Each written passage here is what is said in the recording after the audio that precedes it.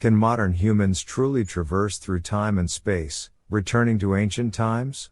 Evidence left by a Chinese emperor over 2,000 years ago provides us with a plethora of intriguing clues. This emperor's name was Wang Mong. He was born into a noble family during the Western Han Dynasty. Leveraging his influence, he seized power without shedding blood and ascended to the throne. Upon becoming emperor, he implemented land nationalization, conducted macroeconomic regulation, established state-owned banks, initiated currency reforms, and prohibited the buying and selling of slaves. These reform policies far surpassed the understanding of people over 2,000 years ago, sparking various speculations among modern scholars. Some scholars believe that Wang was likely a time traveler with modern ideologies. In the late Western Han Dynasty, 2,000 years ago, there was political turmoil, economic collapse, serious land annexation, and widespread suffering among the people. Wang Mong emerged in response to these circumstances. Born in 45 BC into a prominent family, he was a descendant of the renowned Han Dynasty Prime Minister Wang Tong. His aunt was the empress. Within his family, 9 members held noble titles, and many held high-ranking official and military positions. From a young age, Wang Mong stood out from the crowd. He was quiet, humble, diligent in his studies, rigorous in his conduct, charitable, and adept at befriending virtuous individuals, which earned him widespread acclaim. Once in politics, he gained the favor of the emperor and the admiration of the masses, rising to the rank of Grand Marshal, equivalent to the Minister of National Defense in modern times. In the year 9 AD, when the emperor of the time passed away without leaving an heir to succeed him, Wang Mong seized the opportunity. With the support of many, he usurped the throne and established the Xin Dynasty. Internet users jokingly referred to Wang Mong as the elected emperor. After ascending to the throne, Wang Mong implemented bold and sweeping modern-style political and economic reforms. He first abolished private land ownership, nationalizing all land. Whether nobles or wealthy merchants, all had to relinquish any excess land they held. Wang Mong strictly prohibited land transactions to prevent land consolidation. He also stipulated that farmers could gain land use rights by paying rent, and could choose what crops to plant based on their economic capacity. This ensured full land utilization and encouraged farmers' enthusiasm for cultivation. Abolishing private land ownership effectively prevented farmers from losing land and falling back into poverty. However, it completely undermined the fundamental interests of the aristocratic ruling class at that time. In the feudal society over 2,000 years ago, this could be described as bold and progressive. Wang Mong is also considered a time traveler because he introduced a modern-style planned economy theory. He mandated that the state would be responsible for setting prices and regulating markets. Hoarding by merchants was prohibited, and prices of goods had to comply with government regulations. In instances of oversupply, the government would purchase goods at reasonable prices and sell them at a fair price to maintain market order. Wang Mong demanded state control and monopolization of industry and commerce, aiming to increase state revenue. He nationalized the operations of industries such as salt, iron, alcohol, coinage, and lending, prohibiting private ownership. Additionally, he mandated the nationalization of natural resources like mountains, rivers, and minerals. Private individuals seeking to operate mines had to apply for registration and obtain a business license, adhering to tax regulations. This approach completely emphasized a state-owned economy and macroeconomic market regulation, reflecting a modern economic model. During the reign of Wang Mong, institutions akin to national banks were established, extending from major cities to smaller ones. These institutions permitted the issuance of loans to the common people at reasonable interest rates. The establishment of a loan system is also one of the evidences of Wang Mong's time travel.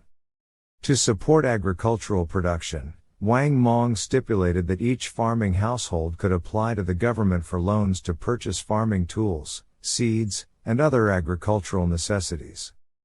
Poor people could apply for interest-free loans from the government for funeral or ceremonial expenses.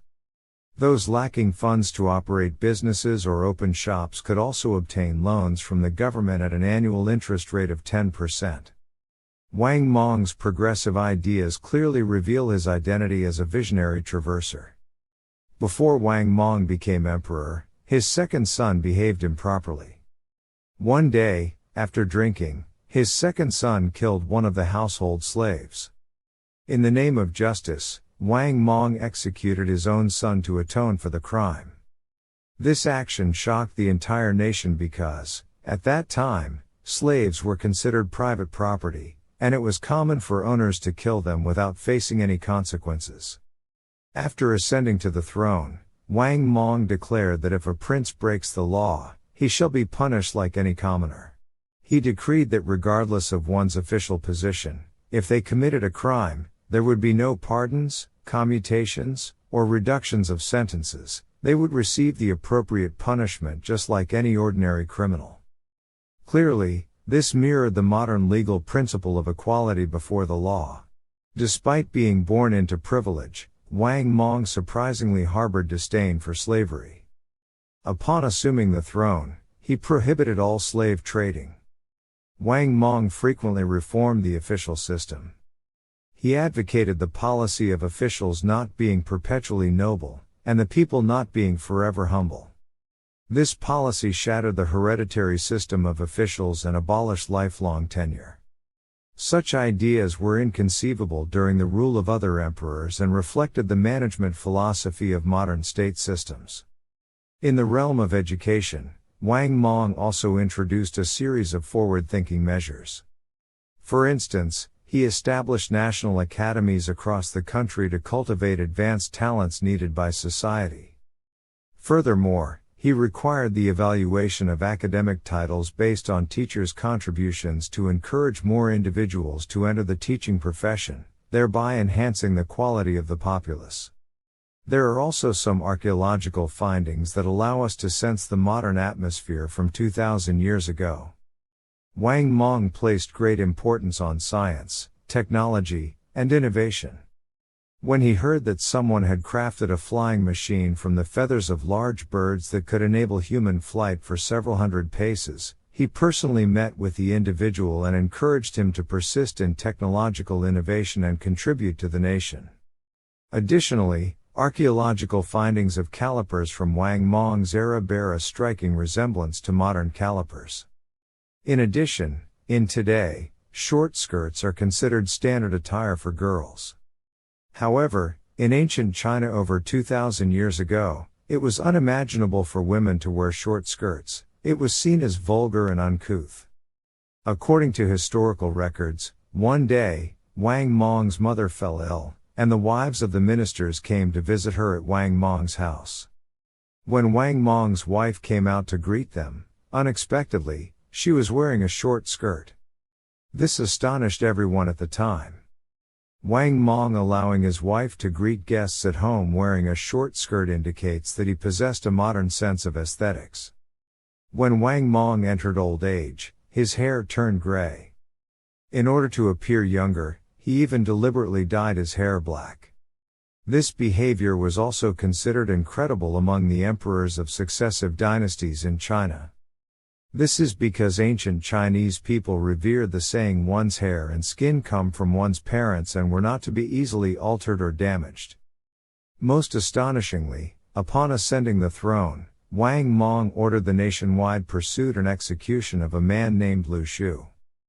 Coincidentally, it was indeed Lu Shu who, in history, completely overthrew Wang Mong's Xin Dynasty kingdom 15 years after Wang Mong became emperor.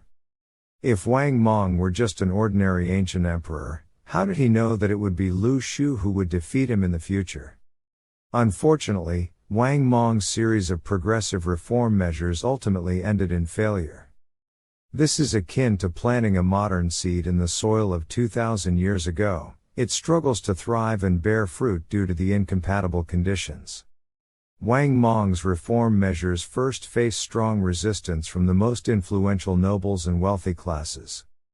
This resistance made it difficult to implement policies, forcing Wang Mong to constantly change course, leading to chaotic governance in the country.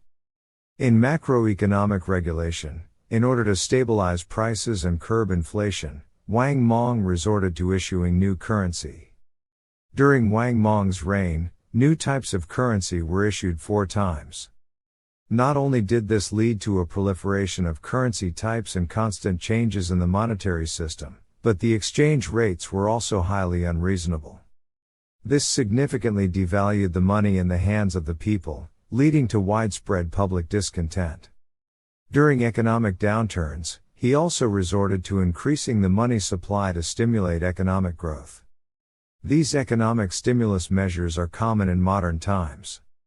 However, at that time, they did not bring benefits to the people. Instead, they exacerbated inflation, making life even more difficult for the common people.